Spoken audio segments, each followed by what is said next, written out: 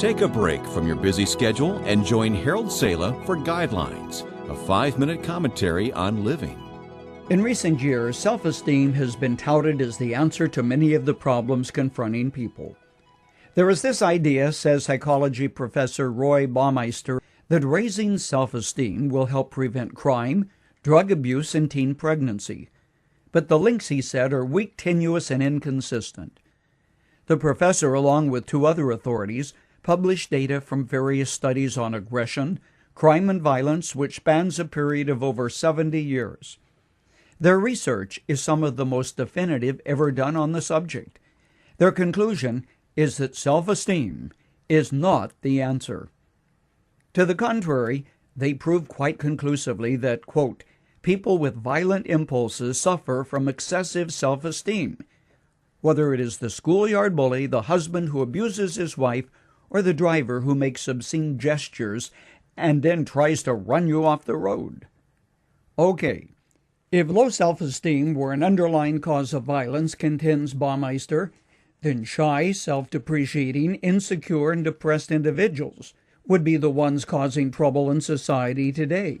They are convinced that individuals who have an inflated opinion of themselves are the ones who feel challenged by the driver who taps the horn when their car is drifting into the lane of the next passenger, or becomes angry when a wife points out the flaw in that person's logic or that person is challenged in one way or the other.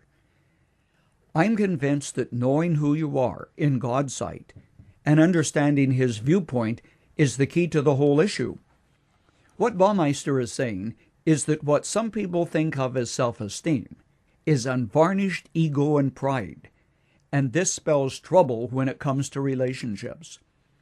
On the other extreme is the person whose opinion of himself is so flawed that the individual grovels in the depression of self-pity, sweaty hands, and feelings of worthlessness. The cross of Jesus Christ stands midway between both extremes. It tells me that the God who first created Adam in His image considered us to be worth the price of His dear Son. That fact cannot be taken lightly. The record is clear. God made Him, that is Christ, who had no sin, to be sin for us, so that in Him we might become the righteousness of God. The psychologist considered to be the father of the self-esteem movement, Dr. Nathaniel Branden, admits that inaccurate, overly broad definitions of self-esteem are being used in research, skewing conclusions. He said, "The absence of a scientific definition of self-esteem has dogged the movement since it began years ago. The problem, simply put, is this: when you leave God out of the equation of life, you are bound to come up with skewed, off-balanced images of ourselves. To understand the product, you've got to study the architect, get his viewpoint, see things from the image of that blueprint and where he's going with it. That's where the Bible comes into the picture.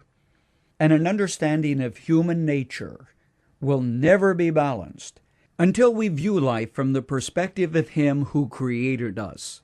Yes, an inflated opinion of yourself is just as deadly as not knowing who you are.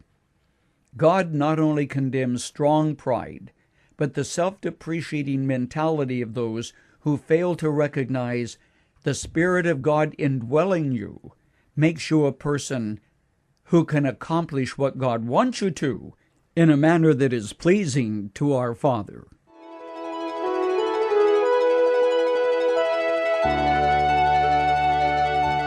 You've just heard Dr. Harold Sala with Guidelines, a 5-minute commentary on living. If you would like to listen to the program again, download a copy, subscribe to our e-commentary, or view other resources, visit guidelines.org. We would like to hear from you too. You can email us at info@guidelines.org.